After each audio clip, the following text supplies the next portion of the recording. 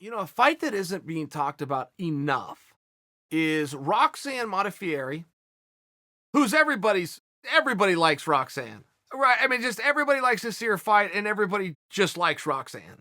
It's a reality. Totally different than what you think you would get from any fighter. If you guys saw her on The Ultimate Fighter, you know exactly what I'm talking about. Very intellectual, very astute, tons of integrity, very well spoken, well mannered, polite, not something that you're totally used to seeing, particularly in the environment of The Ultimate Fighter. So she really stood out, and she's had a very good career. She's going to go in and fight Maycee Barber. The question becomes, where does Maycee go from here? I must tell you, at 125 pounds with the bullet on top of the bill, the bullet is looking for opponents, right? I mean, she just is. And you might be able to identify and make a certain case for a certain young lady and then put them in there, but it's one of those spots where it's not extremely clear-cut who the number one contender is. We got who the champion is.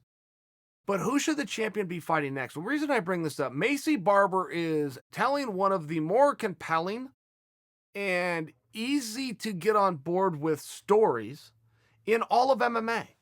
She's got a very simple message, which is, I have a goal to be the youngest champion of all time. That is currently held by Jon Jones. Here's how old I am. Here's when my birthday is going to be. So I need to make sure that I have the world championship prior to that date. Okay. Well, you just did a few good things there, young lady. You first told us a goal. Love to hear your story.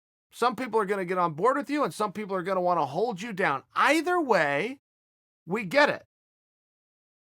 But you've also effectively just laid out dates. And if the promotion and the media and the viewer and the fans and all the officials and everybody that's involved in this industry is on board with the story, then we must also concede to you that we're on board to make sure those dates match up so the opportunity is given to you. I mean, we can't have both. We can't be out here telling Maycee's story, but then trying to take that date out of the equation. She set the date, she told the tale, she's willing to do the heavy lifting, but as long as she gets to that point, then our end of the bargain is to make sure that an opportunity is presented within the time frame which she wisely laid out. Very clever part of this story.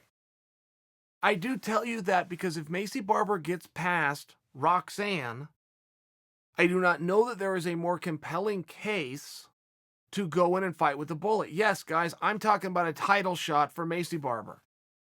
If Maycee Barber beats Roxanne, there is an argument there that she go in to a title shot. Now, I do think that we could get our calendars out. We could see just exactly when does that title shot need to take place so that this goal can be met on this journey that she's brought us along on. I agree with you on that. It would just seem to me that time's got to be running out. I mean, Jon Jones grabbed that strap at a very young age. I believe he was 21 years old. I know when Mike Tyson became the youngest heavyweight champion of all times, beating Larry Holmes, he was 20 years old. So I think Jon was 21. Jon was very young. He could have been as old as 23, but I think you get my point. Jon was very young. Maycee's got a little room and she's got a little bit of rope, but at 125 pounds and with a win over Roxanne. I mean, beating Roxanne means something.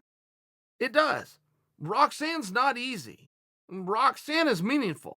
Roxanne's been around for a little bit. Roxanne might not be right in line for a title shot, but it means something. I think that this fight, while not kind of going under the radar, in all fairness, kind of going under the radar, I think it potentially has more consequences than most of us know. Title implication, I'm stretching a little bit. I will admit to you for that. Close to title implication? One away from title implication? Yeah, I think now we're starting to be pretty darn realistic.